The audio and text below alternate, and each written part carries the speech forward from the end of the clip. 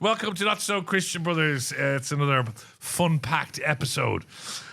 So make sure that you like us, subscribe us, and share it, and do all that sort of stuff. I think it's important as well to remember why and who we are, right? Yes. We're both brothers. We come from the same parents. You have a different surname because you went through a challenging moment in your earlier life and you had to, change your name. Legally. Yeah. And then I maintained my name and I'm still very comfortable with that. We're here trying to find a way to see life as brothers, as men, who have quite different views on life. Totally, very different. Just in case people actually think that I do have a very dodgy background, I changed it and became a broadcast legend.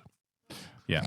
Unlike your shirt, which you haven't changed since last week. Yeah. So I'm wearing. So if you're watching on YouTube, I'm wearing the same shirt that I wore, I think, last week or the week before, but I have a T-shirt underneath it. But I did wash it. But I have about 5 shirts that once you hang them, you don't have to iron them. Okay. And now, as Terry pointed out, now in my single life, that's just, it works. Yeah, it works so well for me. Yeah, I can only imagine. He probably has to hang them on the wall and beat them with a stick. No. I actually iron them because I might be on a promise. Can I just say as well, for anybody who's watching On YouTube, and they should. So we have all these albums that we change every week to see what woman's going to sit on top, and this one is. I mean, this is one that everybody wants in their home. Chinese classical music. Yeah. Okay, with a bunch of Chinese men playing instruments. Yeah. But this was actually so the cover is the Orty Sound Library, and in big bold letters it says return within 2 weeks. Yeah. Okay? Yeah. So Colm actually checked this out on the 25th of January 1989. So I think effectively RTE probably now owns your house. Yeah. Just on the back of not sending this back. That's mad. Do you know the amount of money that would be owed in that would even make Turbiddy blush? Yeah. There is so much. This, before, at the end of this, you are very annoyed about Withering Heights. You got really annoyed, but don't say why now. But you're mad, almost mad. You're almost incandescent. Isn't that a light bulb? No, incandescent means you're so crazy mad that you can't bring it back. Never speak to me about the English language. Incandescent is a light bulb. No. It's a form of light bulb. Incandescent. No, you're thinking of iridescent. Anyway, you're a bit crazy mad about Wuthering Heights. Yeah, I am. And if I was a light bulb, I'd actually explode. Same parents, different timelines, and united by chaos. Strap in, for the not-so-Christian brothers.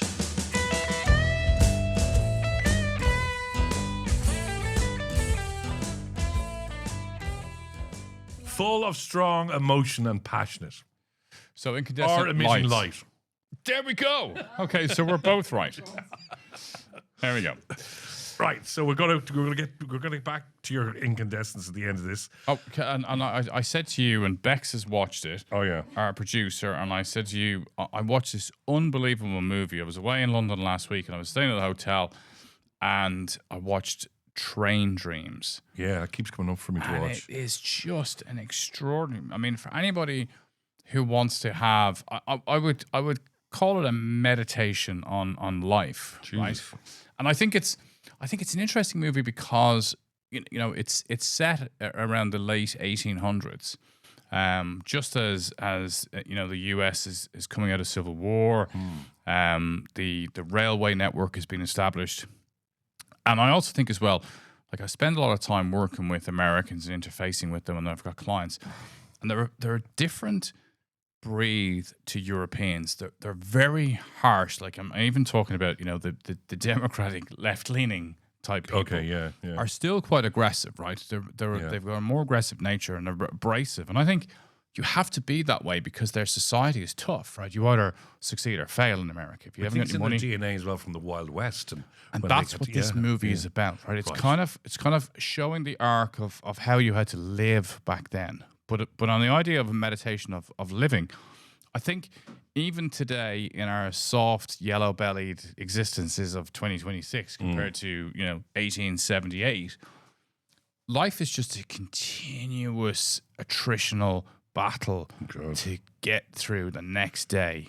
And this is that, it's a reminder of that hardship. Like, life is good at times, but more often than not, it's hard. And I think and Rebecca made the beautiful point. It's shot in natural light. It's quite extraordinary. Like, when there's a beautiful scene when he walks out into the snow, and they shoot it from inside the cabin, and they allow just the light from the snow to light the outside shot, and he's coming out of a sickness, and it's like, wow, like, just, it's weird that simple little parts of this movie shock you because it's so beautiful, and yet it's so horrendous. It's on Netflix, and I keep wanting me. Okay, so I'm gonna. Should I do it on a Saturday night, like sitting on my own? No. Okay, they don't affect me that much. But the other stuff we were going to talk about, putting money away, 5 ways to change your mood. And, quick update, because some people actually said to me that was really interesting, which shocks me when anyone says that to me, last week about the court case, the social media court case in LA, where this particular girl, is taking Instagram and Facebook and Meta and all of that to court over the possibility that they knew that they were getting her addicted to social media, and therefore she had suicide ideation. So there was a duty of care. I don't know if you saw the pictures of Adam Mosseri, who is the head of Instagram. This was like out of a John Grisham novel. He arrived with beside him was his, obviously his, what do they call him? Bodyguard? No, solicitor, lawyer. He was attorney. Lawyer. Attorney. They looked amazing. Like, they were straight out of a movie. He has this amazing pale blue suit. I'd say it costs about 20 grand, 30 grand. Big glass. You know the French rugby manager who wears the big black hat? Yes. He had those to make him look super intelligent, but still really cool. And his attorney, she was, and I don't mean this in a bad way, but she was basically a supermodel in this blood red long silk dress. Wow. Going to the court. And I went, I'm going to start watching that. yeah. And I just went, they've won. Case over. And apparently he was so cool on the witness box. He was put on the witness box. And the other lawyer just could not break him down. He was just so cool. And he made this, and I think it was a damning statement for the other side, going, why would any company who knows that it's all about longevity and building put in the groundwork that could destroy your company at the very start? He said that would make no sense. Why would it make any sense for us to create something that's going to make people addictive, realize they're addicted to it, and yet we know we have to go for 60, 70, 80 years? He said it would. Very simple. Yeah, don't tell them. No, but it's what like, it doesn't matter. Like, that's the point I made last week, that if you go into out today and just, look, anybody who's listening right now, you are addicted to social media. Think about it. When you're sitting anywhere, what's your first motivation? You're looking at your phone. Yes, yeah. So you're addicted. If you're listening to this, you're addicted because you're probably listening to us on your phone. So everybody's addicted. And the great thing is, when people are addicted, it's fine. You tell them they're addicted, they know they're addicted. They don't change. Only a small percentage of people actually want to become sober through addiction. And that's what Meta knows. Yeah, no, I know that. And that's, and just because it made us addictive or addicted to it is like television did or cigarettes did. But let's say in the cigarette or the Oxycontin, they knew what they were doing. And this is, so they're saying, well, we didn't know what we were doing. We were just creating these great algorithms, and we'd see people wouldn't last 3 minutes, but would be fine for 30 seconds. So we went to improve that. The other crowd is saying, we know you started off to make people addicted to this, and that would destroy their mental health. So it's at the halfway point now. I don't think they're going to win, by the way. I don't think the prosecution are going to win. I think Meta are going to come out of this. I think it's a flawed argument, though, to say that you started off trying to make people addicted, because I would suspect that if you went back to the early stages of Facebook, they didn't start off trying to make people addicted. They probably discovered as they went along that people are addicted, and that's the important point, right? You need to show where's that nexus point where you discovered it and you then use that to grow your algorithm. One of them is a line of emails they got through Discovery about back in about 5 years ago. There was a screen, like a thing you could do on Instagram, and it would show you what your face looked like if you got plastic surgery. And they realized that it was being used most by 14, 15, 16-year-old girls. And there's a thread of emails going around, guys, do you think this is right? And the emails coming back from the top. Is it increasing people's activity online? Yes, it is. Leave it, it's fine. Yet they were saying this is affecting girls. This whole, that they're not going to. So they were signing off on it saying, nah, it's grand. Just go on, keep going. So it's a very thin line. It's a very thin line. Surely there has to be parental responsibility as well. Don't call me Shirley. Hey, airplane. Yeah. But I will keep you up to date on this. I'll be the LA correspondent for this is Colm Hayes, LA correspondent for Not So Christian Brothers, signing off. And that's nothing to do with the attorney in the long red silk dress. It's everything to do with her. Okay, she is good. Gorgeous. All right, I'm watching. I know. And for girls and women, Adam Azari is like he's a hunk. There's no two ways. He's a billionaire hunk. You know what I mean? It's got everything going for it. It's like an episode of Dallas from the 80s. So I'm watching it all the time. Nice. It's been live streamed as well. We're talking about money, right? And talking about where, everybody's trying to, get a few quid by and do better and the predictions about where we were in the economy and stuff. Oh, yeah. It's a really interesting thing that I was reading this article about crypto, right? And Terry, our Terry Tech is heavily invested in crypto. That's why you can hear the tears even from here. And one of the reasons why crypto is actually starting to diminish in value is that when you look at behaviors of young people in the States, they've now moved on to what's the betting exchange that they're all using? The currency. No. Oh my God. The online. Yeah. Oh, my memory is diminishing. Right. Funny you're talking about that, but yeah. So there's Brahmi. no. Tablets from India. Okay. No, he's talking about gambling. No. They're the tablets that can help you. It's going to come to me in a second. But what's starting to happen is that young people in the US now have access to gambling, right? But gambling in most states is restricted to 18 or 21. But you can now use a betting algorithm where you can bet and you can be under 16. So they think that crypto is suffering because people are just using a different form of gambling. That's mad, isn't it? Yeah. Because there was an article, I didn't read it all, but there was an article today saying, can gambling companies save terrestrial TV? So it looks like, and I think it's starting in the US and then it's going to the UK, they're going to start letting them advertise a little bit more. Because if you watch a soccer game, right, on Sky Sports or anything like that, I always watch it. 90% of all teams are sponsored by gambling companies. Like it's gone from cigarettes. Oh, that they're terrible. Okay, what are we doing now? Booze. No, there can't be the Heineken World Cup anymore. Right. Sponsor. And then it's going, well, okay, gambling is okay.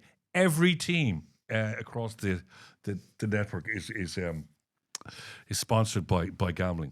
So how much money should we be putting away? Because I'm definitely not putting it away. I'm trying to find the. It's very annoying now that because this sports betting has been tripped by this particular. There's another thing that's interesting while you're drifting off there. Yeah, please. Is that because people are investing in so much gold, and where they store the gold, like in gold banks, where the gold bullion, your gold bullion is stored, because there's so much now that there's some companies saying we'll store your gold, but we can't insure it anymore because there's no room left in the safes. So they're storing it in other places around these Swiss banks, whatever, because everybody is on gold. So that's the place to go. You can't find it. I can't find it. Yeah. Terry, you need to find that. You're going to know what it is, right? As soon as it comes up, you're going to know what it is. It's massive. My brain is just gone. But yeah, I mean, I think what's interesting is that gold is in the ascendancy for so many reasons, and principally because the world is so extraordinarily volatile right now. Yeah. So the more volatility, the more you want to hold on to something that has a store of value. And gold has that. And ironically, this is where crypto is also struggling, is that it doesn't, it's been sold as a store of value, but people have now been decimated. So a lot of people have debt instruments attached to their crypto. So they borrow against their crypto. And then they get margin calls because as the value of the crypto drops, all of a sudden you're no longer inside your margin. So as an example, let's say people had crypto and they had it at $100,000 of Bitcoin, and they borrowed. You might get 50% of the values. You might be able to borrow 50,000. But now that crypto's down to 60%, you're effectively only allowed to borrow 30,000. So all of a sudden, you have to repay $20,000, and you're having to repay it whilst the value of the asset that you've secured your debt against has dropped. But that's gambling. It's complete gambling, just complete gambling. And like it's kind of an unspoken issue at the moment. But there are especially young men who have been absolutely decimated. I mean, they call this a crypto winter. They arrive every 3 or 4 years, but this is like seriously material now. I mean, I'm now debating on whether or not to buy crypto, just because it's so I think low this is the now. moment it's gone down. Well, it's gone down, and Tell me this. So I know very Polymarket. That's what I'm talking about. Yes. I know very, very little about crypto. Okay? I'm just because I'm not really bothered, right? Yeah. Because all I hear is that you can lose a fortune on it, Yeah. right? But if tomorrow I wanted to buy crypto as a man who is sitting in Ireland and is not too sure, where do I buy it? On your revenue. Okay, off I go. So, Like you just just buy it like that. Like, can I buy it in a bank? no. I mean, you can buy it on Revolut. Okay, so what's important to understand is if you buy it on Revolut, you're buying synthetic crypto. Okay, so you're not actually buying in its purest form. So if you really want to get into the kind of nitty gritties of why, like the real crypto aficionados believe in it, is because it obfuscates fiat currency, right? So it steps outside of the euro, the dollar, sterling, all these. It's attached to nothing. It's attached. Well, in theory, it's attached to nothing. And principally, the reason why, and if we just talk specifically about Bitcoin for this point, it has its value because there was only ever a certain amount created. Okay. Yeah. Okay. So there's not an infinite supply. And when you talk about money printing, quantitative easing, there is then an infinite supply of money. So if you're the American government, you can keep printing more and more money, so the value of the dollar goes down. So the principle is that there's a specific quantum, and that is the only amount available, right? And that's where it becomes attractive. And the secondary part is that every Bitcoin has an individual number to signify its existence. So if I send you a Bitcoin and you receive it, you have that designated number. But every note has that as well. Yeah, but the difference is from a crypto perspective, there are millions of computers all around the world that hold the node to understand what the sequence of these numbers are. So they're all cross-referencing. So you can't actually be defrauded. Nobody can produce a fake Bitcoin. You can produce fake currency. That's really easy. But when Donald came in, he started releasing bitcoins and crypto coins all over the place. And No, you they get were ones tokens. with Melania's face on it. Yeah, but He let the lad go who was defaulting bitcoins all over the place, the Chinese lad, and just let him out of jail. Yeah. He'd Oh, been yeah. done for 15 years fraud on Bitcoin and cryptocurrency. And I just find it very dark webby. no, but the challenge is the My worst. Spar doesn't take it. Spar won't take it. But for they will potatoes. take a Chinese yen. But yeah, that's true. But the worst thing about Trump is that actually he may nearly be the death knell for crypto, because I do believe. I mean, I was involved in a conference in 2012 where we talked about Ethereum, and it's a great currency, as is Bitcoin, and I do think that they will change the world. But the problem is that Trump has actually made it worse, because there is real form and function for them, and there is real value in terms of owning them and holding them. But because they proliferated it with loads of shit like Melania coins, then people start to lose the belief. I just get the sense, and I know people are involved in it, and I know people do understand it, and I know people have made money out of it, but I just always get a sense that it's just a little bit dodgy and flaky. And I have a currency. Why do I need another currency? I know it can go up and down and you can make money, but my God, it can go down quicker than it goes up. So maybe for younger people, it's something they can do. But I just think if I want to gamble that much, I'll just go to a bookies. But the thing is, if you take your currency that you have, it's already gone down. So, and if you take the US dollar, it's down 15% since Trump came in. I know, but there's just too much difficulty in crypto, as I said, and I don't mean it in a joke, but I mean, I can't just walk around all day and use it. No, I totally agree. I don't own it, but I do think it's becoming interesting, and I may own it soon. The entire industry. Things are moving fast, Jay. Okay, 5 ways to change your mood really fast. You didn't put away any money. Oh yeah. Money. Okay, so I think this is a really important thing for people to try and figure out as to how do you save, how do you invest, and how should you behave around your money, right? Around your mother. And for me, I think one of the biggest lessons I ever learned was the power of money to create a bed under which you can become happier. So it's not happiness, but the absence of money will inevitably lead to unhappiness, right? Yeah. So we're not trying to say that it's going to make you happy, but you've got to have a reasonable amount. I used to have a mentor when I was a young guy in London. He was a Jewish North London financier who was extraordinarily successful, and he used to kind of school me in ways of money. And he used to tell me that, you know, if you were a Jewish boy, these are the things I tell you. And I used to go and see this guy probably once a month, and we'd have these conversations. And he'd say, if you were a Jewish boy, these are the things I tell you. And they're always very interesting stories and often fables out of their scriptures. But money was always an interesting one. And he always said to me, you should save a third, spend a third, and invest a third, right? And I was like, okay, great. And I was like, but if you save a third and invest a third, is that not the same thing? And he went, yeah, more or less. But he said the principle is try and live within your means and try and keep more money for yourself than you give to anybody else, right?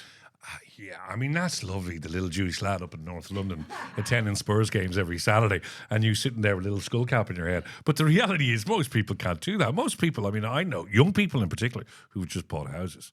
I mean, at the end of the month, they're just about ready for the next month. Like they've not lost everything, they've spent everything. 100%, right? So the formula that's relevant and possible for people to work on in their normal lives, because you know that 1/3, 2/3 didn't work for me when I was 20 years of age.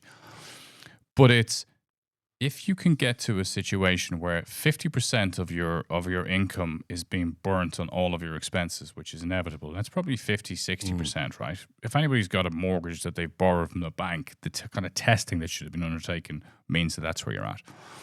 And then you should have, 30% of it is experiences, right? So that's your holidays, it's the things you want to do. But you should try and get to the point where between 10 and 20% of your income every month is saved. Because it's critical when you have to meet challenges. Like the world is so hard. Owning a house is hard. You're going to constantly meet additional challenges. And it's tough to get disciplined around saving. But it's such an important way to behave. And then if anybody does not understand this, learn the power of compounding. Because if you can save 10 to 20% of your income every month, or 5% of your income, whatever it is that you can save, and then you work out what that is on a yearly basis, and you apply a 5% compounded interest rate over 15, 20, or 30 years, you'll be amazed at what you can get and what you can put away. And that was something that, for me, I always wanted to do. I did it, probably later in my life than I wanted to. It was probably in my late 20s when I started really thinking properly about saving. But I think for young people, if you can do it soon, I haven't started thinking about it beneficial. yet. I haven't started thinking about it. No, I know you haven't. I suppose it's about circumstances. And there's always, like, you work and have worked in finance. So that's very much your strength. You know what I mean? I know, but this is common sense as well for everyone. There's a lot of people that work so completely different. For instance, the way I work is that you're working on a 2-year contract, and that's it. There's nothing, and the next 2 years could be so completely different to the previous 2 years, and the 10 years ago could be crazy. Young people as well, you see them, and they're changing jobs 3 times in 10 years because they're able, and they're not moved. I think if you can put it away and save it, absolutely, yeah. But I think it's getting tougher. It is getting tougher, but there is money that you are wasting. Right, so you got it. Some people say enjoying. No, but I'm saying the 30% stuff is great. Okay, do that. But I also think audit your bank account. Look at all the things that are going out, things that you've forgotten, subscriptions on your phone that you signed up to that you haven't taken care of. You should do a little bit of an inventory once a month. Get through your bank account and actually rule through what is going out. Are there things in there that you shouldn't go out? You'll find probably 20, 30, 40 quid that's going to somebody else you don't need. And instead, send that to your savings account. If you have a Revolut account, you can send it to your savings account on your phone. It's like you hear these clever people who do these deals, new Sky customer, 50 quid a month for the next 2 years. And they basically do it for 2 years. And then they go to Virgin. And then they go to somewhere else. Their health insurance, well, it's much health insurance because you shouldn't be changing that around. But their car insurance and stuff like that, they will constantly change. I change everything. I always look for a better deal. No matter what I'm doing. Like if I'm going anywhere, I'm looking for a better deal. If I'm buying a suit, I'm looking for a better deal. If I'm buying stuff like that, yeah. Can you do me a better deal? What's your better price? Everything is negotiable, right? And you should try that. But the other interesting thing is, okay, so there's a great thing called FIRE, right? It's called what's called FIRE is something retire early. Financially independent, retire early, right? And this is a movement of young people, especially Gen Zs, accumulating wealth early so that they're not reliant on their men to have to tell them what they want to do. It doesn't mean that you're going to retire, but what you're doing is you're accumulating enough wealth to retire. So here's the algorithm, right? So anybody who wants to listen to this, write this down on a piece of paper because this is really, really helpful. And this is whatever your financial advisors tell you, this is really solid math, right? If you work out how much money you're going to need when you get to the point you want to retire, right? So let's take it, you're no longer maintaining the costs of kids, right? And you're single or you're 2 people in a relationship. And let's say if life right now costs you $50,000 a year, when you retire, it's probably going to cost you $30,000 a year, right? It's not going to cost you the big number. You're also then going to have some state pension potentially coming in, right? If you take your annual need, so let's say your annual need is 30,000, and you multiply that by 20, okay? So that's 600,000, okay? 600,000 is all you will need until you die, because if that's invested in a normal diversified investment portfolio, which is how pensions are accumulated, and it gives you off 5% a year, that means you can take the amount of money that you need every year, and the capital sum never reduces. So your family will still inherit that. Where are you getting the 600,000 from? I think we should get a chart and a graph for doing the savings because it's complicating my brain. But before we finish, I want to know why you're so annoyed about Wuthering Heights. So I think it's an absolute disaster of an adaptation, right? Because biggest opening in cinema in the last 2 years. Yeah, but it's just a sex romp, right? Yeah.